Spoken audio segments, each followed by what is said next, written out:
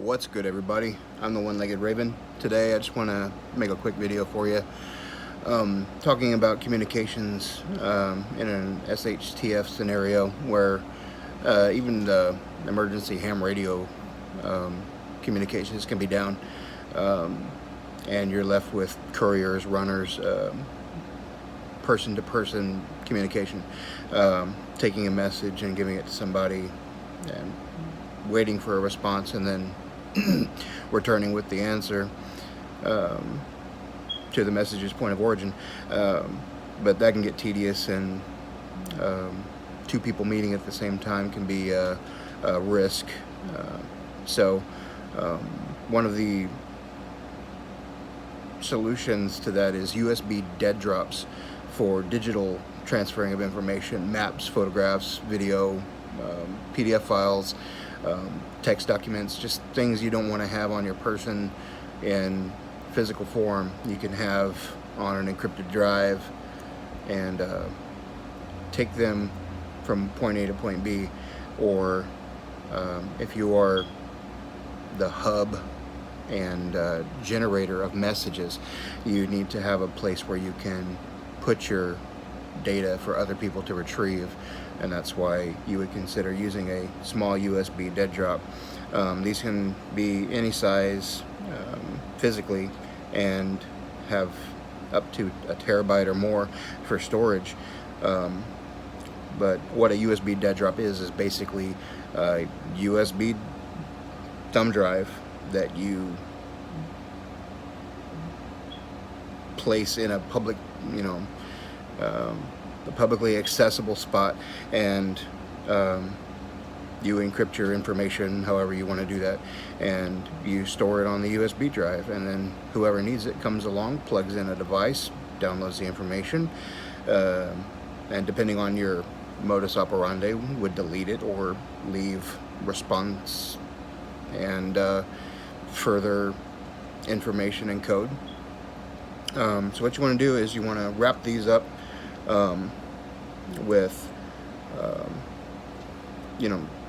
cellophane and other waterproofing materials so they don't get ruined. Small ones like this are pretty okay by themselves, and you want to use this concrete compound like this, Quickcrete, and you're going to look for a hole in a concrete wall, or even in a tree, it'll work, and you're going to spackle up the hole and place your USB in the hole, and shore it up, make it look nice, and then when you're done, you should have just a piece of material with a USB sticking out of it, and therefore you can have people come up and plug in. You can take a laptop and just plug it right into the side of the wall, or you can have a USB external wire and plug into it that way, so you don't have to stick your entire device up next to the wall. It would look rather silly, but it is what it is. Get yourself one of those adapters for your phone. You can just have it come out of your phone, plug it into the USB, scan it for whatever. Now, you have to keep in mind that there is the possibility for malicious attacks on your USB, so maintaining a bona fides and encryption for your material would behoove you to make sure that that device is always going to store your information safely. So having a password that the other recipient of your information has would be prudent in this case, because it is an open port to all of your information. So unless you want people just to walk up and plug into it and learn things, like, hey, this is your neighborhood watch, there's water over the road on 12th Street, there's crime has been escalating over here on 10th Street, there's a curfew in effect, please be aware, law enforcement is looking for people out past 11, so on and so forth. If you want public information to be readily accessible with communications being down, that's a great place to do it. But for secret communication, hide it in a secret spot. Don't tell anybody about it but the people you want to know about it. Encrypt your information and consider it a very, very expirable, disposable way of communicating, because it can be found, it can be destroyed, it can be compromised, it can be monitored. People can watch the person go up to it, follow them back to where their point of origin, and gain information, attack them. So everyone's situation is different. That's just a basic piece of information to add to your toolkit if it suits you in your situation specifically. I have a couple of small USB dead drops in South Texas, and so far they haven't been discovered. So I haven't told anyone their location.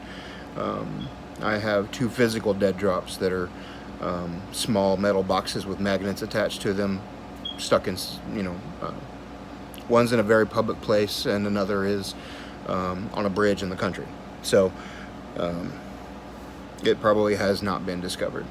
They're very carefully camouflaged. So doing that right, you can pretty much store and transmit any kind of information with the USB size permitting, and with smaller boxes you could transfer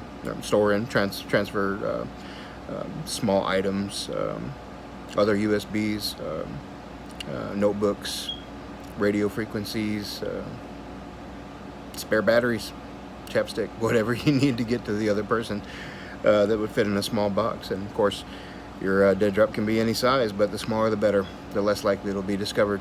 So just wanted to do a quick video on USB drops and their uses. And you can find videos on YouTube about USB dead drops if you just search USB dead drop, and there's tutorials on there on how to do it. And hope we never have to do that. Hope we can keep the communications open, get the information we need to the people we need, and rebuild in case of an emergency. That's the whole point of surviving, right? Why survive if we're just gonna continue the caveman smoke signal method, right? So if you're smelling what I'm stepping in, like, comment, and subscribe down below, and we'll see you all in the next video.